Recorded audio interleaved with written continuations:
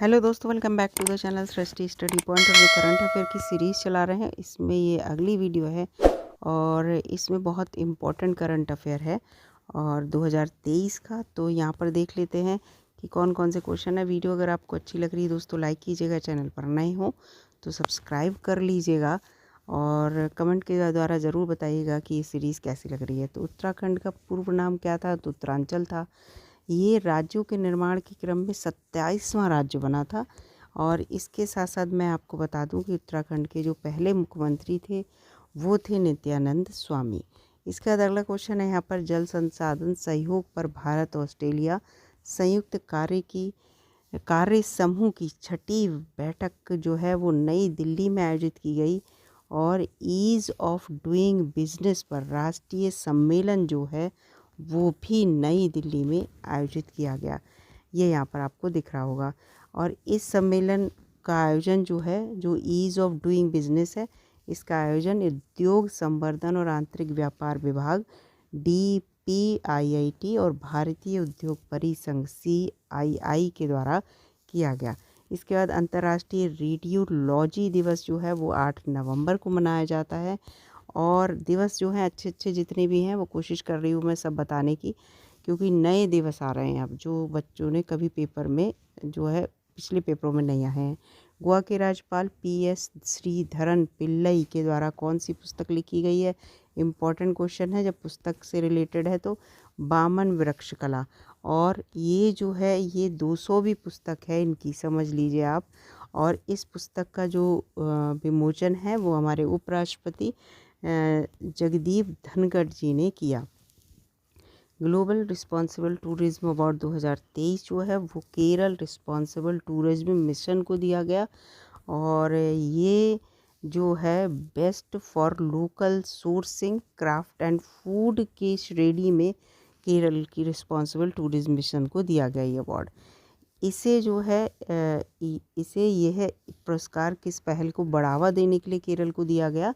तो ये दिया गया सतत एवं महिला समावेशी पहल की वजह से इसको दिया गया। केरल RTM को इससे पहले ये पुरस्कार किस लिए दिया गया था? इसको एक बार पहले भी मिल चुका है पुरस्कार। तो ये जो मिला था वाटर स्ट्रीट परियोजना के लिए। और ये जो पुरस्कार था वो रिस्पॉन्सिबल टूरिज्म पार्टनरशिप और international centre for responsible tourism के द्वारा दिया गया था। और इसके बाद इसमें बता दूं मैं आपको कि ये जो पुरस्कार है वो 6 श्रेणियों में दिया जाता है।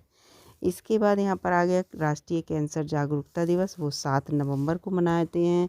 और बायोस्फीयर रिजर्व के लिए अंतर्राष्ट्रीय दिवस जो है वो 3 नवंबर को मनाते हैं। प्रोफेसर CV रमन की जयंती जो है वो 7 नवंबर को मनाई जाती है। और प्रोफेसर CV रमन को नोबेल पुरस्कार प्रकाश के प्रकीर्णन के शोध पर दिया गया था। इसके साथ साथ शिशु संरक्षण दिवस जो है वो 7 नवंबर को मनाते हैं। और इस दिवस का ये उद्देश्य है कि लोगों के बीच शिशु देखभाल के बारे में जागरूकता पैदा करना। अगला क्वेश्चन है, हिंदुस्तान टाइम्स लीडरशिप समिट 2023 का आयोजन जो है वो नई दिल्ली में किया गया। और 2023 में इसका ये 21वां संस्करण था। और इसकी जो थीम थी वो थी बियॉन्ड बैरियर्स, यानी कि बाधाओं से परे। अगला है, इस शिखर सम्मेलन का जो पहला संस्करण है वो 2003 में आयोजित किया गया था। इसके बाद है अगला, ऑस्ट्रेलिया भारत शिक्षा कौशल परिषद AIESC की पहली बैठक का आयोजन कहाँ किया गया? तो IIT गांधीनगर में। और इस बैठक का जो पहले नाम था वो ऑस्ट्रेलियाई भारत शिक्षा परिषद था, जो कि बाद में ये कर दिया गया ऑस्ट्रेलियाई भारत शिक्षा और कौशल परिषद कर दिया गया। ठीक है, इसमें जो ऑस्ट्रेलियाई को ऑस्ट्रेलिया कर दिया गया और शिक्षा के साथ कौशल और जोड़ दिया गया। इस परिषद की जो स्थापना है वो 2011 में हुई। इसके बाद यहाँ पर है DSIR CRTE TDH कॉन्क्लेव 2023 का आयोजन जो है वो गांधीनगर गुजरात में हुआ। और DSIR का पूरा नाम है वैज्ञानिक एवं औद्योगिक अनुसंधान विभाग, ये इसका फुल फॉर्म है। Common research and technology development hub यानी कि CRTDH, ये कार्यक्रम जो है वो 2014-15 में लागू किया गया था। इसके बाद है विश्व सुनामी जागरूकता दिवस जो है वो 5 नवंबर को मनाया जाता है। पहला सुनामी जागरूकता दिवस 5 नवंबर 2016 को मनाया गया था। भारत का महासर्वेक्षक हितेश कुमार एस मकवाना को नियुक्त किया गया है। और ये जो महासर्वेक्षक मंत्रालय है, ये महासर्वेक्षक जो है, भारत का महासर्वेक्षक, वो विज्ञान विभाग और प्रौद्योगिकी मंत्रालय के अधीन होता है, जो भारत का महासर्वेक्षक है। भारत के महासर्वेक्षक का कार्यालय देहरादून उत्तराखंड में है और इसकी स्थापना 1767 को हुई थी, याद रखिएगा। और इसके पहले महासर्वेक्षक जो थे वो कॉलिन मैकेंजी थे, 1815 से 1821 के बीच, क्योंकि अंग्रेज़ों का शासन था उस समय, याद रखिएगा। इसके बाद है गांधी और ग्रामोद्योग द्वारा 5 दिवसीय दिवाली उत्सव नई दिल्ली में आयोजित किया गया और इस कार्यक्रम का विषय था वोकल फॉर लोकल। इसके बाद 2023 में इसकी जो थीम है तो है लचीले भविष्य के लिए असमानता से लड़ना। संयुक्त राष्ट्र महासभा के द्वारा 2015 से इस दिवस को मनाया जा रहा है और इस दिवस को पहली बार 5 नवंबर 2016 को मनाया गया था। इसके बाद अगला प्रश्न है, मुख्य सूचना आयुक्त जो है वो हीरा लाल सामरिया को नियुक्त किया गया है। सूचना आयुक्त जो है पहले वो हैं आनंदी राम लिंगम और दूसरे सूचना आयुक्त जो हैं वो विनोद कुमार तिवारी। इसके बाद अगला प्रश्न है, प्रथम इंडस एक्स निवेशक सम्मेलन, ये भी नई दिल्ली में आयोजित किया गया और इस सम्मेलन का जो आयोजन है वो रक्षा उत्कृष्टता के लिए नवाचार IDEX और अमेरिकी रक्षा विभाग के द्वारा किया गया। IDEX जो है वो रक्षा मंत्रालय भारत सरकार के द्वारा तहत कार्य करता है और इस कार्यक्रम के दौरान जो है वो इसमें पूछा कौन सी इंडस एक्स शैक्षिक श्रृंखला का प्रारंभ किया गया, तो वो गुरुकुल का प्रारंभ किया गया। इंपॉर्टेंट क्वेश्चन है, एग्जाम में आ सकता है। और इसका आयोजन जो है वो किस अवसर पर किया गया, तो भारत और अमेरिका का जो 2+2 मंत्री स्तरीय वार्ता के पूर्व इसका आयोजन किया गया। 7वां गंगा उत्सव का आयोजन नई दिल्ली में किया गया। अगला यहाँ पर प्रश्न है कि इसका आयोजन जो है राष्ट्रीय स्वच्छ गंगा मिशन के तहत किया जाता है। अगला है यहाँ पर भारत के पूर्वोत्तर क्षेत्रों के लिए प्रथम क्षेत्रीय क्षमता निर्माण कार्यशाला का आयोजन कहाँ किया गया, तो दीमापुर नागालैंड में। इसकी परिकल्पना जो थी वो संस्कृति मंत्रालय भारत सरकार के द्वारा की गई। फिर है यहाँ पर ये implementing the Goa road map for tourism, इसकी कार्यशाला कहाँ आयोजित की गई, तो ये नई दिल्ली में और इस कार्यशाला का आयोजन नीति आयोग के द्वारा किया गया। उत्तर प्रदेश में जो स्टेट मेगा एक्सपो 2023 का आयोजन लखनऊ में किया गया और इसमें रेशम की विभिन्न प्रकार की किस्मों को दिखाया गया। कंपनी सचिवों का 51वां जो राष्ट्रीय कन्वेंशन था वो वाराणसी उत्तर प्रदेश में किया गया और इसका जो थीम है वो India at the rate of G20 empowering sustainable future through governance and technology, ये पूरा इसका थीम है इसकी।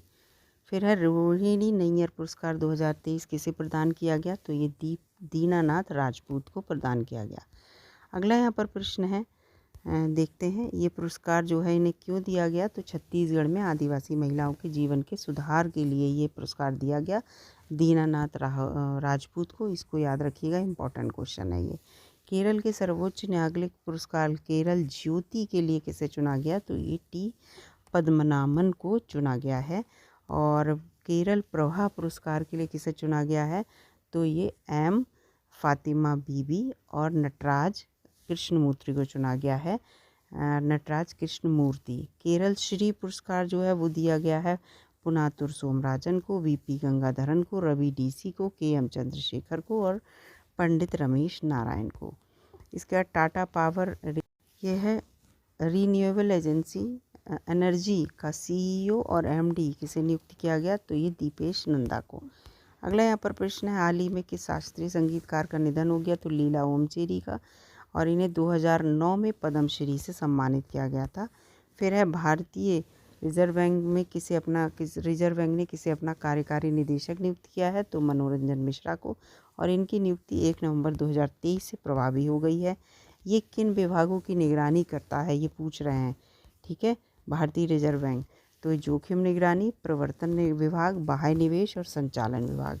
वर्ल्ड फूड इंडिया 2023 के दूसरे संस्करण का आयोजन जो है वो नई दिल्ली में किया गया, वर्ल्ड फूड इंडिया।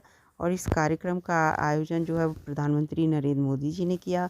इसकी थीम थी प्रोसेसिंग फॉर प्रॉस्पेरिटी, और इसका जो भागीदार देश था वो नीदरलैंड था। और इस कार्यक्रम का आयोजन खाद्य प्रसंस्करण उद्योग मंत्रालय के द्वारा किया गया, और फोकस देश जो था वो जापान था। आईसीसी सस्टेनेबिलिटी कॉन्क्लेव 2023 के 5वें संस्करण का आयोजन भी नई दिल्ली में हुआ, और इस कॉन्क्लेव का जो आयोजन है वो रसायन एवं पेट्रो रसायन विभाग और भारतीय रसायन परिषद के द्वारा किया गया। और इसकी थीम थी रासायनिक उद्योग के लिए स्थिरता और व्यापार रणनीति का समेकन, चुनौतियों और अवसरों पर ध्यान। प्रवर्तन मंत्रालयों के सहयोग से प्रथम वैश्विक सम्मेलन GCCEM का आयोजन जो है कहाँ पे हुआ, तो ये नई दिल्ली में हुआ। और इसका आयोजन जो है वो राजस्व खुफिया निदेशालय DRI ने किया। इसकी थीम थी किसी तंत्र से लड़ने के लिए एक तंत्र की आवश्यकता होती है। इम्पॉर्टेंट है ये, क्योंकि ये पहला आयोजन है। ब्रिटिश अकादमी पुस्तक पुरस्कार, ब्रिटिश अकादमी पुस्तक पुरस्कार किसको दिया गया, तो नंदिनी दास को दिया गया। और भारतीय मूल की लेखिका नंदिनी दास को किस पुस्तक के लिए पुरस्कार दिया गया, इम्पॉर्टेंट क्वेश्चन है ये। और इसको जो है quoting India, England, Mughal India and the origins of empire, इस बुक के लिए इन्हें ये पुरस्कार दिया गया। तो आज के लिए वीडियो में इतना ही। अगले जो क्वेश्चन है मैं अगली वीडियो में लेके आऊँगी। वीडियो अगर आपको अच्छी लग रही तो लाइक कीजिएगा, चैनल पर नए हो सब्सक्राइब कर लीजिएगा, दोस्तों में शेयर कीजिएगा और कमेंट भी कीजिएगा। धन्यवाद दोस्तों।